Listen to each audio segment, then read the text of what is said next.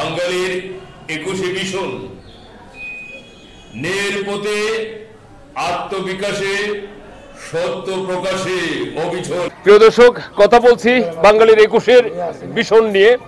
আমরা আছি আশুগঞ্জ ব্রাহ্মণবাড়িয়ায়। ব্রাহ্মণবাড়িয়া 2 নির্বাচনী এলাকা যে আশুগঞ্জ সরাইলের সর্বশেষ পরিস্থিতি জানাচ্ছি। আজ 26 জানুয়ারি 2023, আগামী 1 ফেব্রুয়ারিতে এই আসনটিতে উপনির্বাচন অনুষ্ঠিত হবে। আর মাত্র হাতে সময় আছে 5 দিন। আমাদের সাথে আছেন জাকের পার্টির মনোনীত গোলাপ ফুল প্রতীকের জনাব জহিরুল ইসলাম জুয়েল। এর আগেও উনি 2018 সালে জাতীয় সংসদ নির্বাচনে এমপি পদে প্রার্থী ছিলেন। এই বছর যে এই উপনির্বাচন চলছে, এই উপনির্বাচনে উনি যে দাঁড়িয়েছেন, ওনার যে লক্ষ্য উদ্দেশ্য ভীষণ, এবং এই পর্যন্ত উনি আশুগঞ্জ সরাইল 2টি উপজেলায় মোট 17টি ইউনিয়ন রয়েছে। এই ইউনিয়নগুলোতে কতটুকু গণসংযোগ করতে পেরেছেন এবং জনগণের কিরকম সাড়া পাচ্ছেন সেই সম্পর্কে আমরা জানবো এবং আপনাদেরকেও জানাবো। জি জনাব জহিরুল ইসলাম জুয়েল সাহেব। সরাইল আশুগঞ্জ প্রতিটা ইউনিয়নে প্রতিটা গ্রামে আমি গিয়েছি। সবাই আমার প্রতি একটাই চাপ আপনি মাঠে থাকতে হবে। আমি মাঠে থাকলে তারা নাকি ভোট দিতে পারবে, এই বলে সবসময় আমি এই চাপটাই সবচেয়ে বেশি পাইতেছি। আমি মাঠে থাকার জন্য আমি সব জায়গাতে ঘুরতেছি এবং দুয়ারে দুয়ারে মানুষ সবার কাছ থেকে সুখ দুঃখ জানতেছি। প্রিয় দর্শক, এই বিষয়ে আমরা আরেকটু জানিয়ে রাখি যে জাকের পার্টির একটি লক্ষ্য উদ্দেশ্য এবং আদর্শ রয়েছে। সেই আদর্শ বাস্তবায়নের জন্যই ওনারা এই রাজনীতি এবং জাতীয় সংসদের নির্বাচনগুলো করছেন। এই যে এই জাতীয় সংসদের নির্বাচন ব্রাহ্মণবাড়িয়া 2 আশুগঞ্জ সরাইলে মোট বর্তমানে প্রার্থী রয়েছে 4 জন।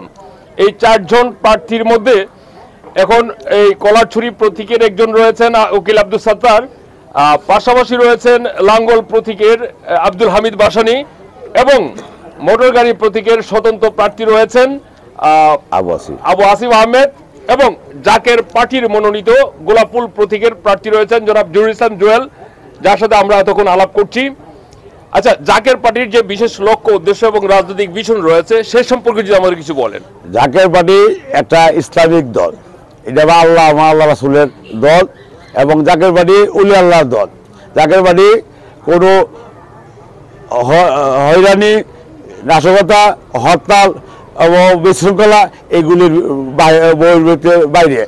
জাকের পার্টি সবসময় গণতান্ত্রিক বিশ্বাসী এবং মানুষকে ভালোবাসা দিয়ে জাকের পার্টি অগ্রগামী সবসময় হয়েছে। আপনারা হয়তো জানেন, বিশ্ব জাকের মঞ্জিল বা আটরস হিসেবে পরিচিত এই সংগঠনটির একটি রাজনৈতিক প্ল্যাটফর্ম জাকের পার্টি। জ্যেষ্ঠ সাংবাদিক শামীম হায়দার হলো জাকের পার্টির মহাসচিব এবং চেয়ারম্যান হলেন মোস্তফা আমির ফয়সাল, জনাব মোস্তফা আমির ফয়সাল।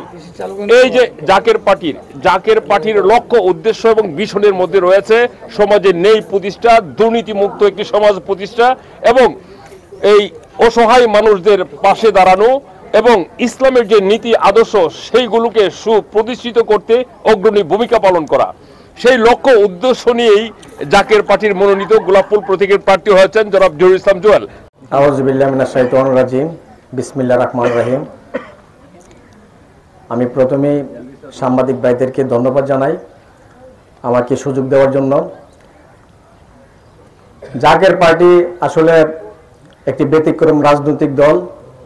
আমাদের এই দলের মধ্যে কোনোদিন হরতাল হয় নাই, অবরোধ হয় নাই, জ্বালাও পোড়াও হয় নাই, ভাঙচুর হয় নাই। আমরা একটা আদর্শ কেন্দ্রিক পার্টি, এই জাকের পার্টি। জাকের পার্টির প্রতিষ্ঠাতা বিশ্বলেখা বাবা ফরিদপুরি কুদ্দুস সিরাজিজ কেবলাজান হুজুর 33 বছর আগে এই জাকের পার্টি ঘোষণা করেছেন। জাকের পার্টি যখন ঘোষণা করেন এই দরবার শরীফে বিশ্ব জাকির মঞ্জিল, তখন প্রেসিডেন্ট এরশাদ থেকে শুরু করে সমস্ত দলের মন্ত্রী মিনিস্টাররা ওই দরবারে যাইতেন। তখন কেবলাজান হুজুর পাকের কাছে সবাই বলতেন যে বাবা জাকের পার্টি কে করবেন। কেবলাজান হুজুর বলছিলেন যে বাবা জাকের পার্টি আসমানে ছিল, আমি জমিনে নামাই দিয়ে গেলাম। এই জাকের পার্টি আল্লাহ পাকের কুদরতি হাত দ্বারা এই বাংলাদেশ নয় তামাম পৃথিবীর মধ্যে আস্তে আস্তে গঠন করা হবে। তাই আমরা এখন দেখতে পাইতেছি এই বাংলাদেশের মধ্যে এমন কোন জেলা উপজেলা, ইউনিয়ন, গ্রাম নাই যে জাকের পার্টি কমিটি করা হয় নাই।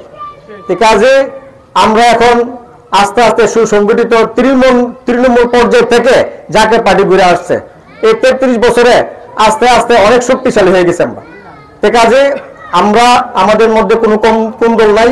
আমরা একটি নেতার ইশারা, ইঙ্গিতে, আঙ্গুলের ইশারা আমরা চলি, যিনি হেজবুল্লাহ ইমাম, জাকের পার্টি মহামান্য চেয়ারম্যান আলহাজ খাজা মিজু ভাইজান মুজাদ্দিদি সাহেব, ওনার নির্দেশে আজকে আমরা এখানে প্রার্থী দেওয়া হয়েছে।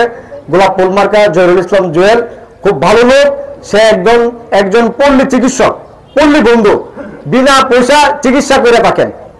তার এই যে তার মতন প্রার্থী কিন্তু এই আসনে কিন্তু এখন আসে নাই। কাজে আমরা তাকে ভোট দিব। সবাইকে আমি বলবো যে একজন সহজ সরল একজন প্রার্থী আমরা পাইছি। এই মিডিয়ার মাধ্যমে আমি এই 2 নং আসনে যারা আছেন আমি সবাইকে উদাত্ত আহ্বান করব, আপনারা এই সহজ সরল পরিবর্তন চলছে, সারা বিশ্বের মধ্যে পরিবর্তন চলছে, আপনারা একবার পরিবর্তন করে দেখেন, এই এলাকার মধ্যে উন্নতি হবে। সে আশা আকাঙ্ক্ষা ব্যক্ত করে আমি আমার বক্তব্য শেষ করছি। আসসালামু আলাইকুম রহমতুল্লাহ বারাকাতুহু।